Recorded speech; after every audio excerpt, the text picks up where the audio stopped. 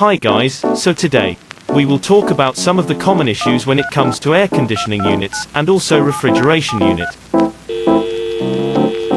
The first one we are going to talk about is the refrigeration unit.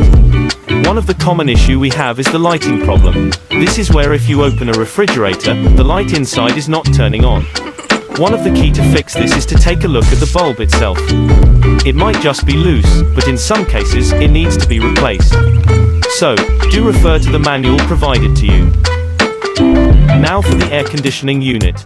One of the issue that I would like to tackle is when an AC is not turning on. One of the causes of this is blown circuit breaker or fuse. Faulty thermostat or the internal switch is off.